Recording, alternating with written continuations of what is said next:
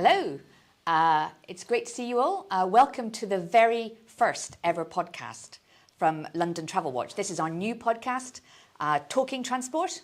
And today we're going to be celebrating 25 years of London TravelWatch. So we're going to be taking a look back at how transport for people travelling in London has changed over the last 25 years and some of the ways in which London TravelWatch has helped with that. And then we're going to be looking ahead to the next 25 years and seeing how might it change in future? What do we want to see for the travellers in London? But before that, I think we should probably introduce ourselves. So I'm Tricia Hayes, I'm the chair of London TravelWatch, and Michael. And I'm Michael Roberts, Chief Executive of London TravelWatch. Excellent. And Michael, would you just like to say a little bit, because I know that we'll have a lot of people watching who know us well, but would you like to say a little bit about what London TravelWatch is, what we do? So we're the statutory watchdog for the travelling public in London. We're here to have your back if you use any mode of transport, from walking to taking the Elizabeth line.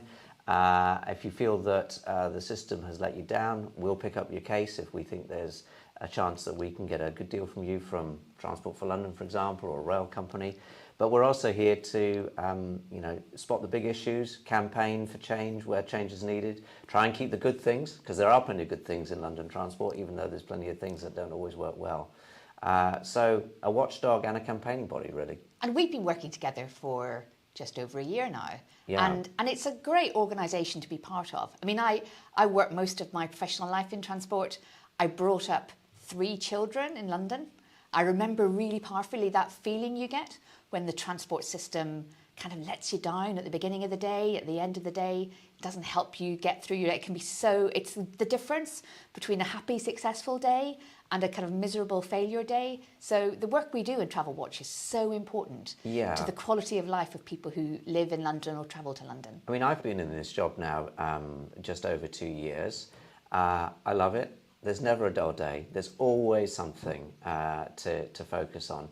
And one of the things I'm really amazed about is that we are a really small organisation. There's only 11 of us.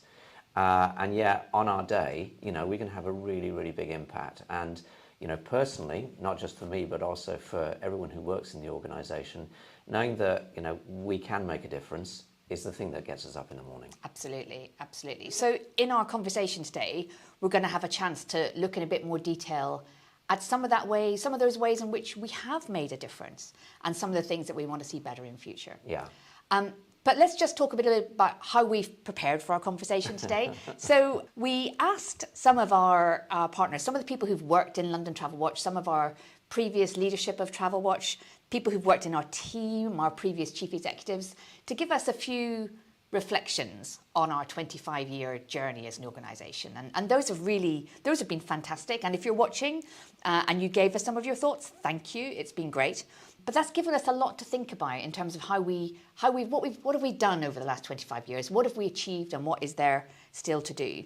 So the first question that we asked that group of stakeholders was just to give us a sense of what they thought the most positive change had been in London's transport system over the last 25 years.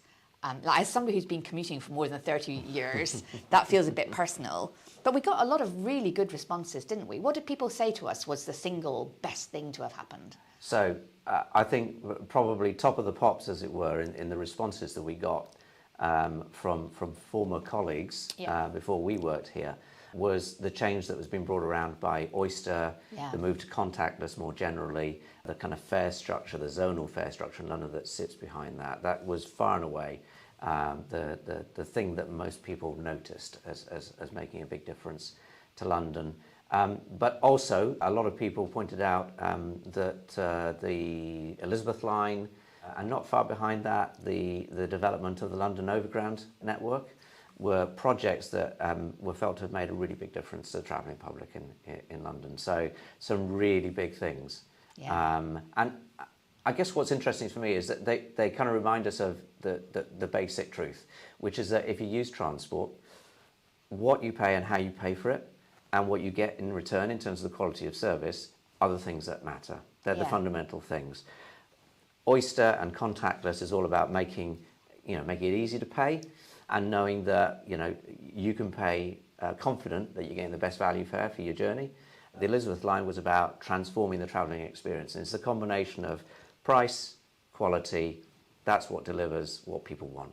Yeah, I totally agree. I mean, starting with the contactless payment, Oyster. I mean, Oyster was not just innovative in the UK, it was innovative globally. So it was a way of thinking about how you pay for transport that London completely led the world on. It has continued to lead the world. But in London TravelWatch, we've had to do a little bit of work on thinking about the interests of people who've not been able to always make the adjustments to new ways of paying for your travel, or who haven't always had access to contactless payment. So do you want to say a little bit about some of the things that we've been worried about or that we would like to see changing in the future? Yeah, I think for many of us, the move to smarter ways for paying for your travel has been a really positive development. Yeah. But we're really conscious that there are parts of the London population for whom the move to digital, for example, is not easy, and either they can't because perhaps the systems are not accessible to them, or they won't move to digital because they lack confidence that actually they're going to be paying the right thing by using digital forms of transport. For them, there is a risk that they'll get left behind while all the rest of us are reaping the benefits of these technological changes. I mean, I'm stunned to read to this day that there are over 250,000 people who don't have bank accounts. It's such a big number. It's and if you just don't an have that, enormous you can't make use of digital forms of payment. And there are lots of reasons why they're in that situation. And our job is to try and make sure that as all of us move forward, that people like that aren't left behind, and that there are ways in which they can pay for their travel that work for them. Do you think that cash is going to continue to be an important payment mechanism on London's transport system for the foreseeable future? Because I think our work suggests that sometimes people who pay cash pay a lot more to travel than people who can use contactless technology. Yeah, I think it's going to be here for a while. It is an increasingly small part of the travel picture, but for those people who have no option but to use cash, it's fundamentally important that they still have that ability. For example, as indeed London TravelWatch colleagues managed to secure before, when cash was retained as an option at tube stations, they can turn up at tube station and pay by cash. The sting in the tail at the moment is if they buy a paper ticket using cash, they're going to be paying over the odds compared with if they used a different form of payment method, which is one of the reasons why we've said recently that doesn't quite feel right. Surely something must be possible to try and reduce that price difference. So well done, London, for leading the world on contactless payment. Well done, London, for inventing Oyster. But let's just not assume that absolutely everybody needs the same way to pay to get access to the transport services they need to get around London. And let's make sure that the people who need value for money transport the most aren't the people who are paying most for their journeys. Exactly. Yeah. And if going back to what I was saying earlier about the things that people have pointed out as successes, reminding us that at the end of the day, affordable, good quality transport is the thing that really matters. Despite the wonderful things that have been done in London, value for money still scores, relatively low when you ask Londoners. Fewer than 6 out of 10 Londoners, if you ask them today, will say that they get value for money from Transport for London services. And I haven't seen the figures recently, but if you ask them about national rail services in and out of the capital, I think that figure will be even lower. It certainly was in the past. Yeah. So, notwithstanding all the progress, there is still so much to be done in terms of affordability, in terms of the quality of the services that come through. And I guess here in TravelWatch, we're particularly interested in thinking about those people who are working in London who haven't been able to pick up the post-COVID working from home opportunities, who don't really have any choice but to travel into London. If you're working in a healthcare environment or a retail environment where you have to be physically present to do your job, you don't have some of the ability that maybe other kinds of workers are to avoid kind of travel costs. And those are, I think, those people that we particularly need to look out for. Exactly. And actually, I was kind of interested that when we asked former TravelWatch colleagues what they thought had been the biggest developments in the last 25 years, no one actually mentioned COVID. Yeah.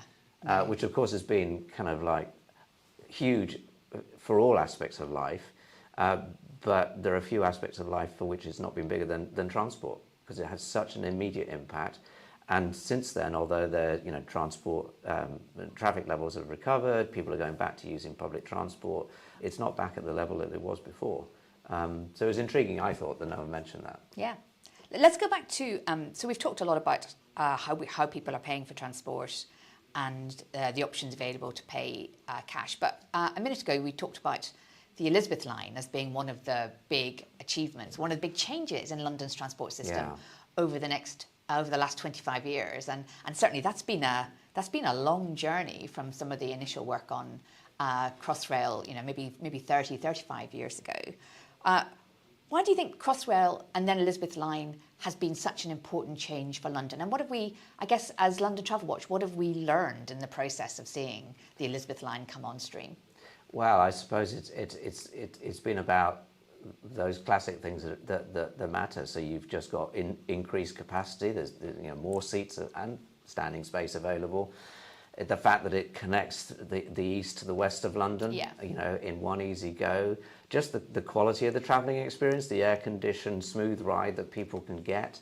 The emphasis upon more accessible transport. It's not perfect on the Elizabeth line, as we know. There are some stations which aren't, properly step-free. But, if you certainly look at some of the central stations, phenomenal improvement in the quality of access. I mean, the list goes on. If you believe Transport for London, the fact that it has unlocked parts of the capital to provide new housing. I read a stat that said that for those stations along the line on the Elizabeth line, if you look at the catchment, the delivery of that project has unlocked over 70,000 new homes since it was built.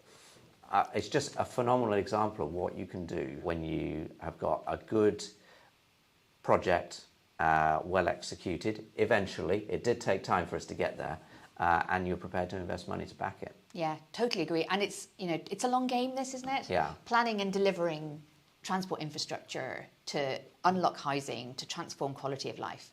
It does require a degree of persistence.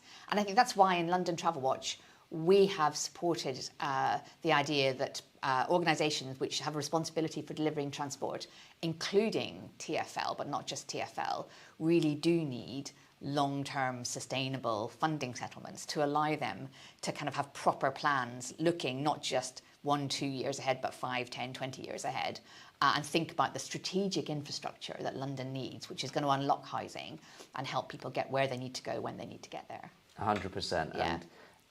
And the fact that transport over the last 25 years has been one of the key things that the mayoralty of London has got as an area of responsibility. So irrespective of which political party is in power, the fact that it's a key part of what makes the mayor powerful and what they bring to the city.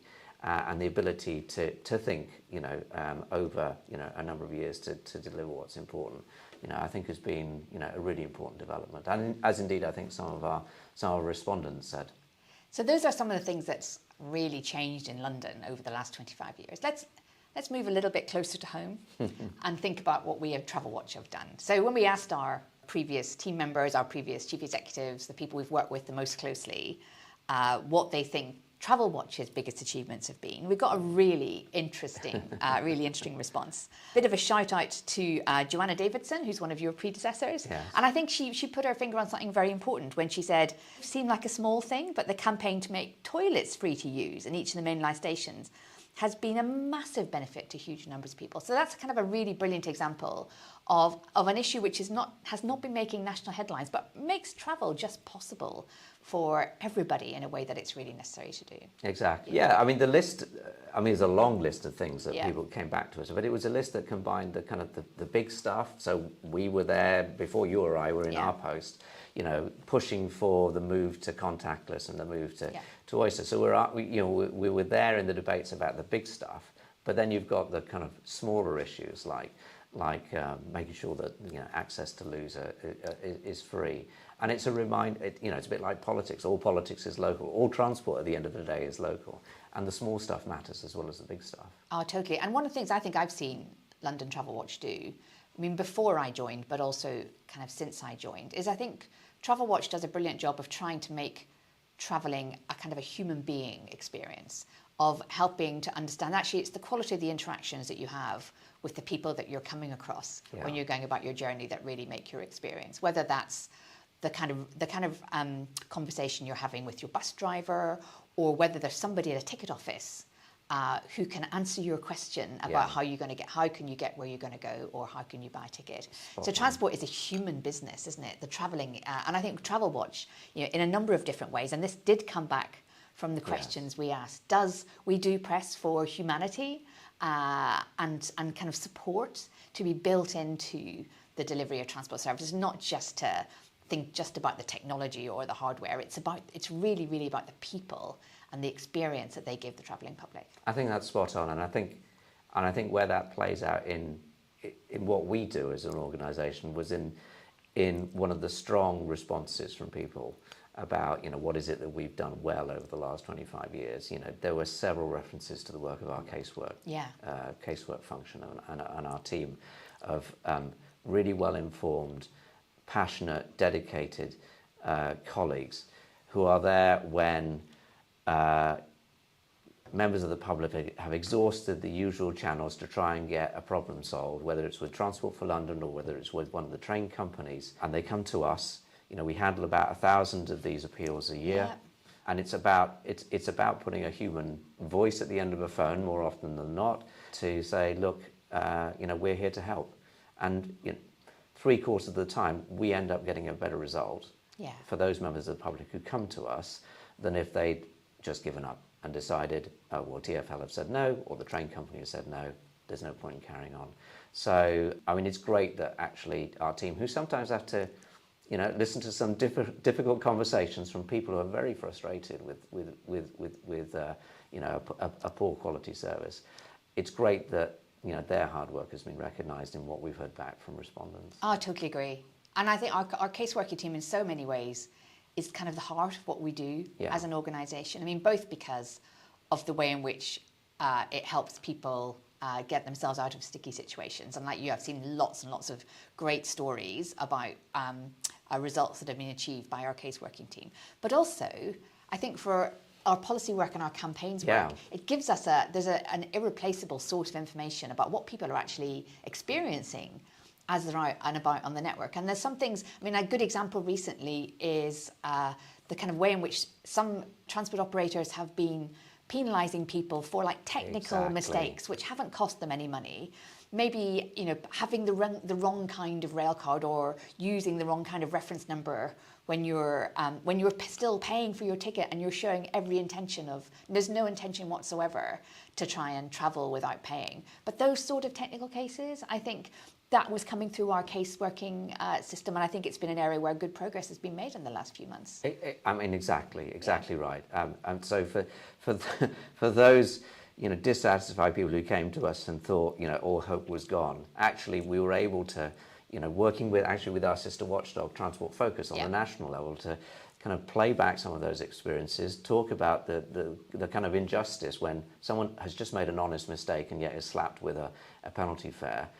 We've converted that, and Transport Focus have converted that into some proposals, and the gist of it has been picked up by the regulator, who's saying, look, there's got to be some way in which we can just recognise that mistakes get made, and people have got to be given a bit of space for that. Yeah, be sensible, just be sensible. Okay, well, let's look ahead a little bit. Shall we look ahead a little bit, Michael? I know. Crystal ball. So that's backwards. So we've talked a bit about how the transport system has changed. We've talked a little bit about what TravelWatch has been up to. But let's look ahead. So we've had 25 years. In the next 25 years, what do you think the biggest changes that are going to shape our work over the next 25 are going to be? It's a huge question. So, actually, when we asked other people what they thought about it, for me, what struck me about the responses was the potential for technology in its various guises to make a difference. So, for example, the use of AI to, for example, make the ticketing system better. It was interesting actually when Andy Lord, the Transport Commissioner, came to our board meeting in the spring of this year, and we asked him the same sort of question, and he was interested in the potential for AI to reduce the number of times that there are trespassers on the public transport network, which would have safety benefits, clearly, but it will also have benefits in terms of reliability of the services. He's also interested in the role that technology might play in removing the need for ticket gates and barriers, which, at peak times, they're there for a good reason, but at peak times they slow you down and they don't make for a very nice environment. So just a few examples of how technology might make a difference, but people talking about driverless vehicles, operating around the capital, which is maybe not that far away, actually. Uber taxis, talking about robo-taxis coming in for trial. That soon. Whether it works, who knows? We might be there actually putting our hand up and saying, well, there are some human consequences about going down, the use of technology in those ways. But technology feels like a potential major development. For me, what's interesting is trying to understand: is there a big thing? Is there a one big thing, a one big technological development? A bit like the oyster of yesterday, or a bit like a big transport project like the Elizabeth line. Is there one big thing which is going to make a big difference, or this is actually about 1,000 flowers blooming and lots of little things where technology is making life easier, making the transport system more effective? I have no idea. If I knew the answer to that, I'd be doing a different job and being very wealthy. And I guess our job as London TravelWatch is just to make sure that as all that technology does find its way into the network, and it will, right? I think that's what we've seen over the last 25 years, is that some of the things that we would have thought of as kind of futuristic technologies have become kind of day-to-day experiences. But we are here to keep an eye on the human experience and to make sure that people are looked after. Everybody who needs the network is looked after kind of through all of that. So, I will be expecting, I think, and I know this is a big deal for our organisation, an acceleration of delivery of more accessible transport. I think public expectations on that have changed a lot. Completely. There's a much lower tolerance for not making our networks accessible for everybody, and we'll need to see a lot more of that over the next 25 years. And I think affordability, I don't know what you think, but I think affordability will continue to be a huge issue on transport in London. We talked about people who have the kind of jobs where they've got no option but to be commuters. I think there's some data that suggests that, compared to other global cities, affordability is becoming a constraint on growth for London. So I think we will need to make sure that as technology develops, we're also making sure that those technologies are affordable for everybody who needs to use them. Yeah, exactly. I think there's an overlap between what do we think is going to happen and what do we want is going to happen, particularly from the responses we got. But I think one thing that's definitely in both of those spaces is about the move to a much more accessible transport system. We think of this, or people tend to think sometimes, this is about trying to do right by disabled passengers, for example. But I think those people who kind of think about this for at least 5 minutes realise that actually if we make the system better for those people who may be mobility impaired, whether it's on a permanent basis or temporary, it actually makes the system better for all of us. So I don't think that priority is going to go away anytime soon. If anything, it's going to be stronger. Some of it's expensive to deliver. Some of our old, we got still a Victorian transport system in many parts of the capital, and kind of converting that to be truly accessible, really expensive. But it feels like it's going to be a big priority. So some things we've talked about we think might happen, but we're not sure when. One of the things that we know is definitely going to happen over the next few years are kind of changes to the setup of our rail network. And it was great to hear from Rufus Barnes, who was our first ever CEO here at London TravelWatch, that I think one of the things we've got to watch out for over the next few years is that rail continues to meet the needs of people who are travelling to London from outside London, but also people who are using the rail network to get around within London. We have quite big hopes and fears from the rail reform work, haven't we? Yes. Indeed. Some of it is parochial, because the plan for rail reform talks about, a new national passenger standards authority to replace the existing transport focus. We're pretty confident that, we've got a good case to say that a London-specific watchdog, London TravelWatch, is still a good thing to have. But I guess more importantly, with rail reform, the basic idea that we end the fragmentation that was created in privatisation and replace it with a more joined up system where there is, whether you call it a guiding mind or a controlling mind, whatever, it doesn't matter. But the basic principle sounds great. Yeah. I think the real concern, and this isn't just for London, this is nationally, right, is what's going to happen in the meantime. So while all those wonderful people in the railways are focused on setting up the new institutions and new structure, the experience that the passengers are going through on a day-by-day basis using the trains, is that actually going to get better? Whether it's accessibility or whether it's about the reliability of services. In a world where we know money's short and tight, you absolutely got to stay focused on the day job as well as doing the other stuff about restructuring. Totally. And our job, I think, as the industry restructures itself, for the people who need rail in London and around London, is just to hold the industry clearly to account for meeting people's expectations while all that is happening. And I think that's going to be, if I think about the next few years, I think that's going to be quite a big job for us. So, yeah. It is. And hang on to our hats. Yeah. I think we're going to be here for, for a while. For a while. But, I mean, and just reflecting on, the London specific dimension. So, the railways are moving from many, many separate fragmented players to a more monolithic, dare we say it, structure. Of course, in London, we've had a major monolith player for many years in the form of Transport for London.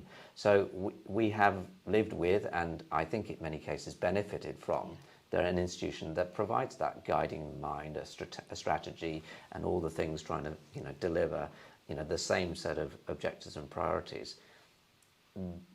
But there's a but, which is that you have a single organisation, and despite the fact that there are many great people, talented people working within it, the system sometimes, precisely because it's a monolith, maybe isn't as customer first as it needs to be, isn't as responsive as it needs to be to what's going on in the outside world, precisely because there isn't that pressure or competition or whatever it might be. So as the railways sort of move to that, we need to be on the lookout to make sure that customer first culture is strengthened in the railways, and we still need to make sure that it's being lived and breathed within Transport for London as well.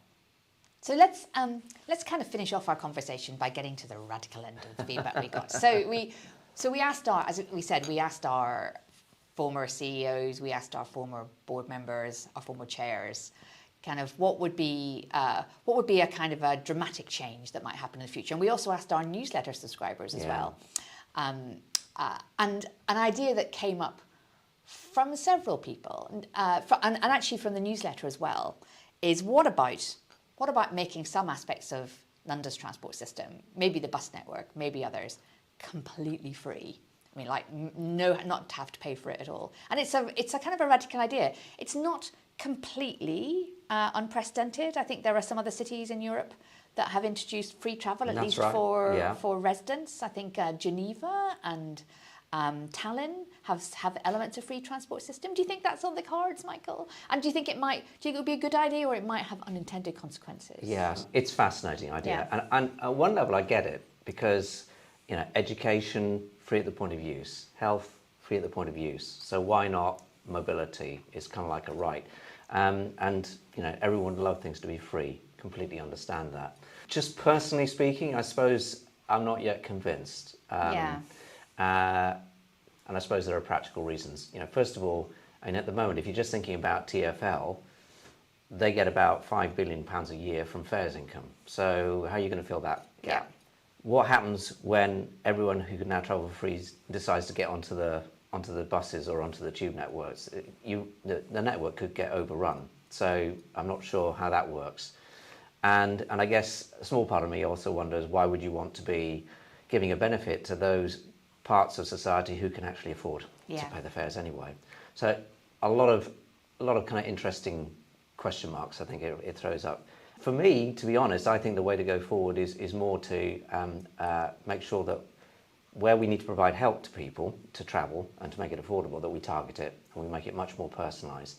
And I would have thought in this day and age, we can kind of progress from what we've got at the moment. There's like a family of concessions that TfL already offers, over 20 types of concessions, all sorts of cards, and actually use technology whereby each person's profile can determine the particular package of support they get. And I'd be really interested in looking at what we can do that way, rather than just giving everyone a free ride. Yeah, I think that's really exciting, and that would allow absolute people to have the kind of services that they really need. Yeah.